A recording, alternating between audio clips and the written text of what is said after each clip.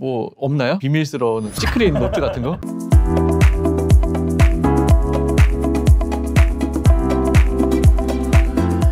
안녕하세요, 빌딩셀러리입니다. 오늘 저번 편에 이어서 곧바로 조인호 팀장을 모셨습니다. 자주 나올 것 같습니다. 조인호 팀장입니다. 네. 그때 뭐 얘기하시기로는 부활하는 상권도 있고 중류 상권도 있고 여러 가지 상권을 분석을 해주신다고 했는데, 그러면 이번에는 여기는 투자해도 괜찮겠다 싶은 그런 상권도 나오는 건가요? 맞습니다. 오늘은 전성기를 맞이한 상권도 나오고 그 퇴화기가 왜 왔는지 연구해 볼 필요가 있다 해서 퇴화기를 맞이한 상권도 나오고, 저희가 판단했을 때 퇴화기가 올 수도 있는 상권, 이렇게 세 가지로 구분해가지고 한번 설명드려 보겠습니다.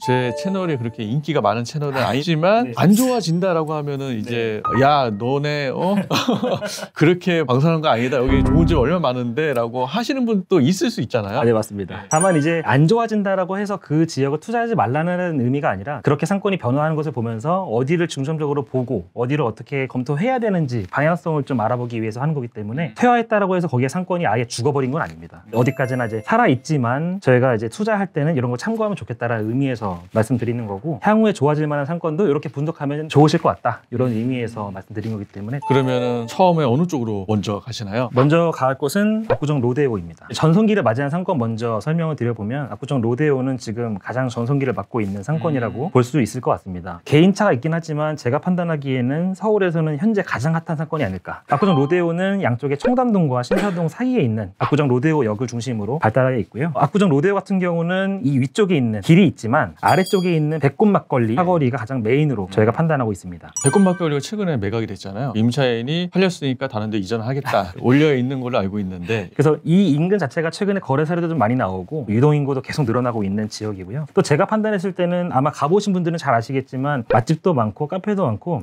최근에 MZ들이 좋아하는 게 트렌디함과 힙함이잖아요. 다 갖춘 곳이 바로 압구정 로데오가 아닐까. 유동인구도 많고 거래 사례도 많습니다. 원래 여기가 예전에 좋았다가 가로수길에 이제 상권을 한 번 확 뺏긴 적이 있었는데 다시 여기가 또 좋아진 거잖아요. 여기가 지금 핫한 상권은 SNS나 많이 올라가 있는 사진 보면 알 수 있는데, 여기가 계속 발전을 할 거라고 예상을 하는 건가요? 아니면은? 저는 상권은 항상 돌고 돈다고 판단하긴 하지만, 압구정 로데오가 최근 뛰고 있는 이 색깔이라고 하는 부분에 있어서 다른 상권과는 좀 차별화된 부분들이 많이 있긴 있습니다. 제가 좀 이따가 홍대 입구도 설명드리겠지만, 홍대 입구는 전반적으로 아주 젊은 20대 초반의 친구들이 즐길 만한 거리가 많은 곳이라고 한다면, 압구정 로데오는 약간 20, 30대부터 40대까지도 커버할 수 있는 임차 업종들이 좀 많다라고 판단하고 있고요. 특히나 이제 다른 지역에는 없는 고급 의류샵이나 편집샵 같은 것들이 많이 있기 때문에, 향후에도 이런 컨셉을 계속 유지한다면 유동인구는 계속 늘어날 수 있다라고 판단하고 있습니다. 다음으로는 홍대 입구역 상권입니다. 지난번에도 제가 홍대 입구는 한번 설명드렸었지만, 홍대 입구역과 합정역, 상수역 사이에 있는 상권이고요. 유동인구가 상당히 많습니다. 아까 말씀드렸던 대로 20대 초반 친구들이 가장 좋아할 만한 업종들이 많이 들어와 있습니다. 지금도 금요일 나가면 사람들이 정말 많더라고요. 근데 아직까지도 예전에 전성기보다는 그래도 조금은 덜하지 않나라는 생각은 하게 되더라고요. 사실은 저는 홍대는 앞으로도 좀 좋아질 수밖에 없다라고 보는 이유가 뭐냐면, 인근에 있는 상권들의 유동인구를 많이 흡수하는 모습을 좀 볼 수 있을 것 같습니다. 제가 이따가 상권이 퇴화하고 있거나 퇴화되는 모습을 보여드리는 그런 상권들을 설명드릴 텐데, 그 중에 대표적인 곳이 이제 망원동이라고 저는 판단하고 있는데, 인근에 이제 상권들의 유동인구들이 그쪽이 약간 핫해졌다고 해서 갔다가 결국 다시 홍대 입구로 돌아오는 그런 형태를 띠게 되기 때문에, 홍대 입구에서 빠졌다고 하더라도 장기적으로 다시 돌아오는, 홍대 입구가 계속 클 수밖에 없는 그런 조건이라고 봅니다. 지금까지 두 가지는 상권이 전성기를 맞이했다고 본다면, 지금 보실 곳은 상권이 약간 퇴화됐다라고 판단되는 곳인데요. 첫 번째로 보실 곳은 경리단길입니다. 경리단길은 안 좋아진 지는 오래됐잖아요. 예, 맞습니다. 최근에도 종종 한 분씩은 물어보세요. 경리단길이 어떠냐. 저도 이제 이태원 쪽에서 사업을 하시는 고객분들이 계셔가지고 종종 이제 질문을 받게 되는데, 사실 최근 동안은 한 번도 제가 경리단길은 좋아지고 있습니다라고 말씀드린 적이 없었던 것 같아요. 저희가 상권이 퇴화됐다라고 판단하게 되는 여러 가지 근거들이 있는데, 경리단길은 가장 큰 이유가 접근성과 경사인 것 같아요. 과거에 이태원역에서부터 녹사평역 통해서 들어오는 유동인구가 많았다면, 최근에는 인근에 또 한남동 카페거리라는 큰 상권이 생겼지만, 다만 이제 제가 판단했을 때는 경리단부터 시작해서 이쪽으로 올라가는 경사로 면에 경사가 좀 많이 심합니다. 그래서 상권이 사람들이 걸어가서 퍼져나가기에는 조금 어려운 상권이 아닌가. 또 과거에는 이 경리단길 쪽에 유명한 셰프들이나 특색 있는 맛집들이 많이 들어오는 들어와서 유동인구들이 흡수가 됐다면 최근에는 약간 이런 트렌드가 약간 해방촌 쪽으로 넘어가지 않았나. 해방촌에는 생각보다 좀 특이한 맛집들과 카페들이 많이 들어와서 젊은 사람들이 많이 좀 유입이 된다면 경리단길은 약간 그런 분위기와는 조금 거리가 있는 그런 느낌입니다. 예전에는 진짜 장지루 거리라든지 여러 특색 있는 가게들이 좀 있었는데 많이 사라진 상태이긴 하죠. 언덕도 좀 심하고 그리고 주차하기도 좀 애매하고 역과의 거리도 좀 애매해서 또 대표적인 케이스로 젠트리피케이션이라는 말씀을 또 드릴 수가 있는데 아무래도 임대료가 좀 많이 상승했어요. 저희가 예전에 경리단길 처음에 한창 좋아질 때는 보통 이제 2010년대 중반을 얘기하는데 그때 같은 경우는 임대료 수준도 지금보다 많이 저렴했었고요. 특색 있는 카페나 맛집들이 좀 저렴한 금액의 임대료로 들어왔었어요. 근데 지금은 사실 예전에 비해서 많이 오른 상태입니다. 그래서 차라리 이런 임대료라면 인근의 다른 상권으로 뻗어나가는 경우도 많이 있는 것을 볼 수 있습니다. 또 제일 큰 이유 중에 하나가 이 이태원역 중심으로 해서 반대편에 있는 한담동 카페거리인데요. 저희가 이제 상권을 항상 말씀드릴 때 흡수한다라고 말씀을 드릴 수 있는데 이 이태원역 중심으로 경리단길 쪽으로 올라가는 길보다는 최근에는 이 반대편 쪽으로 해서 한남동 카페거리 쪽으로 많이 뻗어나가고 있습니다. 꼼데가르손길 그리고 이 안쪽에 있는 마르디 메크르디가 위치한 길부터 시작해서 이 한남동 카페거리가 전반적으로 사람이 굉장히 많습니다. 여기가 나인원 한남이 지어지고 나서부터 이제 카페 거리가 많이 형성이 됐잖아요. 맞습니다. 예전에는 사실 가보셨던 분들은 아시겠지만 이 나인원 한남 뒤쪽으로 펜스가 되게 높게 쳐져 있었어요. 그래서 공사 중인 길인가 라고 싶을 정도로 약간 어두웠는데 공사 준공되고 나서부터는 길이 개방감이 있고 유동인구가 많이 활발해지면서 지금은 MZ세대들이 많이 좋아할 만한 그런 카페 거리인 것 같습니다. 다음으로 보여드릴 수 있는 곳은 지난번에도 한번 말씀드렸던 이대 태화라고 하면 가장 대표적인 케이스이기도 하고 다른 유튜브 채널이나 영상들을 보셔도 아마 이대가 최근에 뭐 심각하다, 공실률 문제 있다 많이 나왔던 것들을 보실 수가 있는데 사실 이대에는 여러 가지 이유가 있다고 봅니다. 첫 번째 이유는 상권이 흡수되기 때문에 이대에 있던 많은 상권들이 신촌 쪽이나 가까운 홍대 쪽으로 넘어갔다라고 판단할 수 있을 것 같고요. 또 이대는 좀 특이한 점이 있습니다. 다른 지역들은 일반 주거 지역으로서 상가들이 나가고 나서 뭐 주택이나 다른 부분들을 이용된다면 이대 같은 경우는 일반 상업지거든요. 일반 상업지 같은 경우는 오피스텔로 개발했을 때 효용성이 좀 좋습니다. 오피스텔 많이 개발되면서 상권이 좀 많이 사라진 그런 모습을 볼 수 있습니다. 예전에 저 대학교 때까지만 해도 신발 가게, 옷 가게 그때 당시에 젊은 친구들은 이대도 많이 놀러 갔었거든요. 지금은 사실 그런 분위기보다는 거의 주거 지역, 오피스텔 같은 그런 분위기가 좀 많이 큽니다. 다만 지난번 설명대로 이대 정문부터 이대역까지 가는 길 그리고 이대 정문에서부터 신촌까지 뻗어나가는 길만큼은 지금도 유동인구가 꾸준하게 있는 것을 보실 수가 있고 거래사료도 종종 나오는 것을 보실 수가 있습니다. 만약에 이대 쪽을 투자하실 거면은 메인길 위주로 투자하시면 그나마 실패는 적다. 대신 뭐 이면도로까지 가면은 조금 어렵지 않을까, 힘들지 않을까라는 생각을 하신다는 거죠. 맞습니다. 그리고 가보신 분들은 잘 아시겠지만 그래도 메인길 같은 경우는 물론 최근에 공실도 생기고 있긴 하지만 여전히 이화여대가 있다 보니까 여대생들이 선호할 만한 임차 업종들이 많이 들어와 있습니다. 이쪽 지역을 선호한다고 하시면 이 메인길 위주로 보시는 것이 좋지 않을까. 다음으로 보실 곳은 아까 잠깐 언급했던 망원동입니다. 사실 망원동은 한동안 되게 핫했었어요. 최근까지도 뭐 망원동 많이 물어보시기도 하시는데 망원동이 해화됐다 이런 의미라기보다는 한동안 되게 핫했던 거에 비해서는 최근에 유동인구가 좀 많이 빠졌다라고 보는 게 맞을 것 같습니다. 2번 출구 쪽부터 망원시장까지 상당히 한동안 사람이 많았었고 그 당시까지만 해도 맛집이나 카페들이 많이 들어왔었어요. 특히나 무슨 예능 프로나 아니면 뭐 다큐 같은 곳에 노출이 많이 됐었던 곳 지역이었고 자연스럽게 유동인구가 좀 많이 유입이 됐었는데 최근에 가보시게 되면 주요 맛집들을 제외한 일반적인 거리들은 좀 많이 빠진 모양새입니다. 지금 경기 상황이 그리 썩 좋은 편은 아니잖아요. 금리가 너무 높다 보니까 이제 소비를 많이 줄이다 보니까 큰 상권은 그나마 버티면 살아갈 수 있지만 중소형 상권들은 많이 못 버티는 거죠. 네, 맞습니다. 최근에 망원동 가봤을 때도 아무래도 이제 한창 망원동이 좋아졌다 했을 때보다는 유동인구가 좀 많이 줄어든 모습을 볼 수 있습니다. 다음으로 제가 예상하는 앞으로 조금 상권이 빠질 수도 있겠다라고 판단하는 지역이 있는데 바로 연신내입니다. 보시는 분들마다 아마 판단은 다르실 수 있을 것 같은데 저는 상권의 흡수성을 굉장히 많이 믿는 편이거든요. 상권은 인근에 흡수되고 트렌드나 힙한 거에 굉장히 많이 움직이게 되는 MZ들 같은 경우는 가까운 곳에 있는 다른 색깔 있는 상권들에 많이 이제 접근을 하게 되거든요. 그렇게 생긴 곳이 뭐 샤로스길 이런 곳들이라고 한다면 사실 연신내 같은 경우는 이 서울 서북부에선 가장 큰 사건이긴 하지만 가장 큰 리스크가 바로 GTX라고 보거든요. GTX가 개통되게 되면 다른 지역으로 접근하기가 굉장히 편해집니다. GTX 처음 이제 나왔을 때 삼성역까지 20분 만에 간다라는 얘기도 있었어요. 그렇게 되면 MZ세대들이 연신내부터 삼성이나 아니면 다른 지역으로 접근이 굉장히 편해지거든요. 이쪽 지역에 있는 사람들이 연신내로 많이 몰렸다면 지금부터는 굳이 여기에 모이지 않고도 불과 20-30분 이내에 다른 지역으로 갈 수 있다고 한다면 이쪽 지역에 어떤 색깔이 특별하게 있지 않다면 동네 상권 정도로밖에 머무르지 않지 않을까. 그러면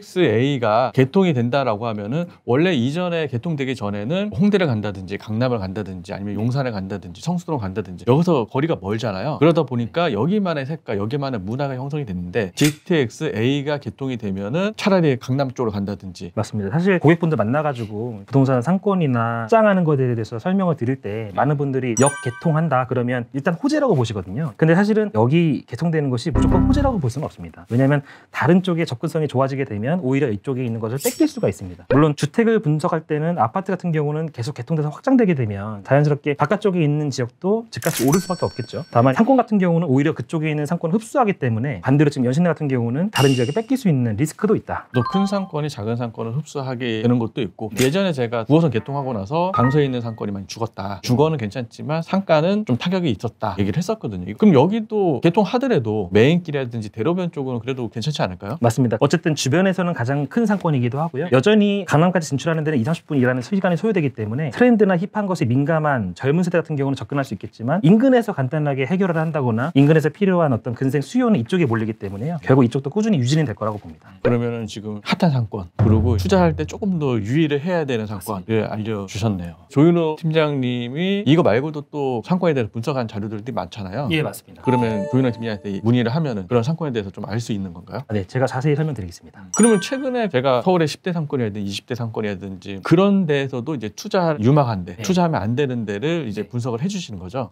네, 맞습니다. 아무래도 최근에 이제 서울 같은 경우도 상권이 계속 변화하거든요. 아까 말씀드린 대로 돌고 돈다고 표현하는데 상권이 커지는 곳도 있고 예상치 못한 곳에서 상권이 갑자기 발현되는 곳도 있거든요. 그런 지역들을 제가 분석해가지고 별도로 자세하게 안내드리겠습니다. 만약에 상권에 대해서 좀 궁금한 게 있거나 오늘 이야기 드린 상권에 대해서 좀 더 자세히 알고 싶으면 조윤호 팀장한테 연락을 주시면 친절하게 설명을 해드릴 것 같습니다.